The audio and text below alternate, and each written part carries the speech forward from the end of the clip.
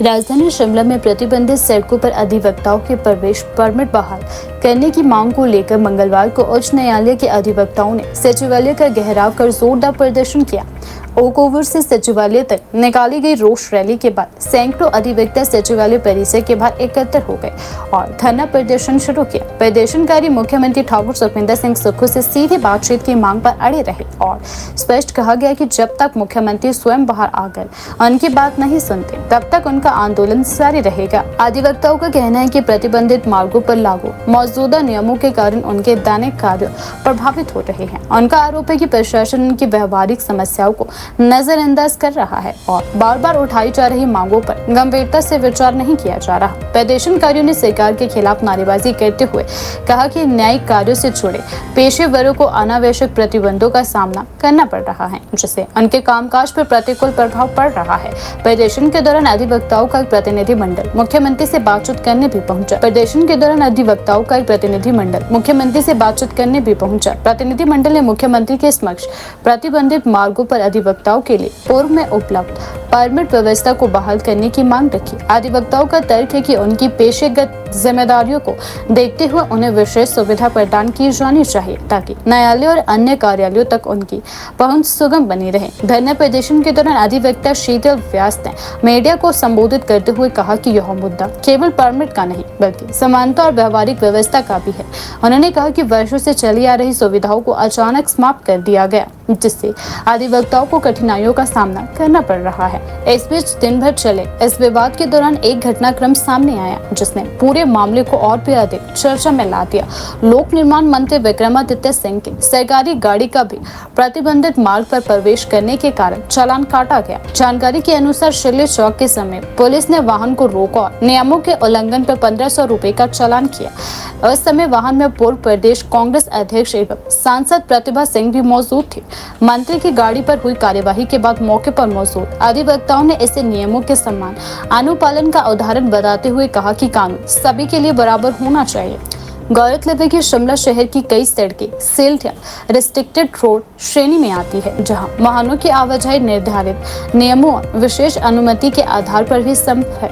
प्रशासन का तर्क है कि शहर में बढ़ते यातायात दबाव को नियंत्रित करने और पैदल आवाजाही को सुरक्षित बनाने के लिए यह व्यवस्था लागू की गई है। वहीं अधिवक्ताओं का कहना है कि नियमों के कारण उनके पेशेवर कार्य प्रभावित हो रहे हैं और उन्हें राहत प्रदान की जानी चाहिए। के स्टिकर से या फॉलो चलाया है, आज वो इस रोड को बंद करने की बात कर रहे हैं। हमें बताना पड़ेगा कि हम इतने कमजोर नहीं हैं, हम एक साथ हैं। वकील एकता जिंदाबाद जिंदाबाद जिंदाबाद, वकील एकता जिंदाबाद जिंदाबाद जिंदाबाद, वकील एकता जिंदाबाद जिंदाबाद जिंदाबाद। सीएम सुक्खू होश में आओ, होश में आओ, होश में आओ, सीएम सुक्खू होश में आओ, होश में आओ, होश में आओ। जी देखिए, जो ये घेराव है ये एक मजबूरी है, क्योंकि हम लोग कानून की पालना करते हैं, कानून सीखते हैं और सिखाते हैं, तो हमें पता है कि किस तरह से शहर में लॉ एंड ऑर्डर को कायम किया जाता है। इसलिए ही हम अधिवक्ताओं ने एक डिसीजन लिया था हाई कोर्ट में कि हम एक बहुत साइलेंट मार्च करेंगे और जो हमारे ऑनरेबल चीफ मिनिस्टर हैं उनके निवास स्थान ओक ओवर में जाकर वहाँ हमारे कुछ प्रतिनिधि बात करेंगे। और विडम्बना ये है कि जब हम वहाँ पर पहुँचे हैं, गेट पर पहुँचे हैं, तो पहले हमें ये कहा गया कि चीफ मिनिस्टर बाहर आके आपसे बात करेंगे, पर वहाँ आधे घंटे के बाद हमें ये पता लगता है कि चीफ मिनिस्टर पिछले गेट से सचिवालय की ओर आ गए हैं और वो एक संदेश छोड़कर गए हैं कि अगर आपको बात करनी है तो आप सचिवालय आके हमसे बात करें। और अभी हमें सचिवालय के बाहर यहाँ पे तकरीबन 1 घंटे से ज़्यादा समय हो चुका है जब हम सड़कों पर यहाँ पे इस तरह से बैठे हैं। हमने इन्हें अंदर मैसेज भिजवाया है कि हम उनसे बात करना चाहते हैं, तो मुख्यमंत्री ने हमें कोई 1.5 घंटे पहले 15 मिनट का टाइम दिया था कि मैं बाहर आके बात करता हूँ, और हम यहाँ पर बाहर उनका इंतजार कर रहे थे। पर आप भी देख सकते हैं कि समय किस तरह से गुजर रहा है और मजबूरन हमें इस तरह से यहाँ पर सड़कों पर बैठना पड़ा।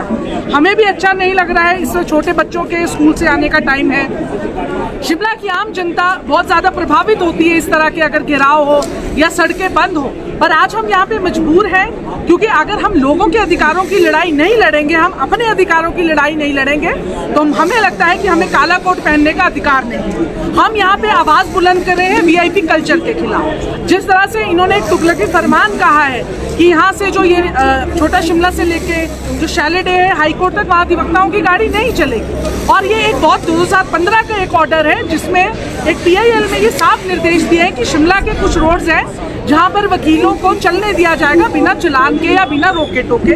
क्योंकि देखिए हमारा काम बिल्कुल एक डॉक्टर के काम की तरह है, जहाँ पे हम इमरजेंसी में जाते हैं। कोई आपके लिए कोर्ट 10 बजे से 11 बजे तक नहीं रुकेगा कि आप ट्रैफिक में फंसे हुए हैं। और शिमला में ट्रैफिक के हालात किसी से छुपे नहीं है। अगर आपको छोटा शिमला से लिफ्ट पहुंचना है तो आपको घाट रोड से 1 घंटा चाहिए, तब आप जाकर लिफ्ट में पहुंचे। और हम ऐसा तो नहीं है कि हम 7 बजे ही अपने घरों से निकल जाएं कि हमने घाट रोड से चलना है। और ऐसा भी नहीं है कि हम जो ये सील्ड और रिस्ट्रिक्टेड रोड्स है उसको घूमने के पर्पज से करते हैं। अगर मैं सुबह उस रोड का यूज करती हूँ तो मैं सिर्फ शायद कुछ सेकंड्स के लिए उस सील्ड और रिस्ट्रिक्टेड रोड से सफर करती हूँ, क्योंकि मुझे काम पर समय से पहुंचना है। और शाम को जब मैं अपने दफ्तर को या अपने घर को वापसी करती हूँ तो उतने ही सेकंड्स में मैं वो सड़क क्रॉस करती हूँ। मैं किसी घूमने के पर्पज से या माल रोड जाने के चक्कर से या अपने रिश्तेदारों को घुमाने के लिए अपनी गाड़ी का प्रयोग उन रोड्स में नहीं करती। तो आज अधिवक्ता यही कह रहे हैं।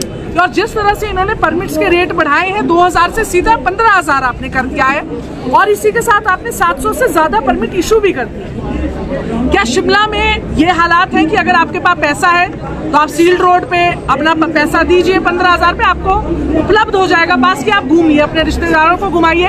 अगर आपका घर शिमला के किसी और कोने में भी है पर आपके पास पैसा है, आपने परमिट बनाया है, तो आप सारे में घूम सकते हैं। अगर मेरे घर में IAS ऑफिसर है और उनकी बीवियां अपने कुत्तों को लेकर, अपने बच्चों को लेकर ब्यूटी पार्लर जा रही हैं, लिफ्ट पे अपनी गाड़ियां लगवा रही हैं क्योंकि उनको किट्टी पार्टी में जाना है, तो उनके लिए वो परमिट वाली गाड़ियां उपलब्ध है। क्या उससे पेडिस्ट्रियन जो लोग हैं उनको दिक्कत नहीं हो रही है? जो आपने 760 के करीब पास इश्यूज किए हैं, क्या उनसे वहाँ पे कंजेशन नहीं बढ़ा है?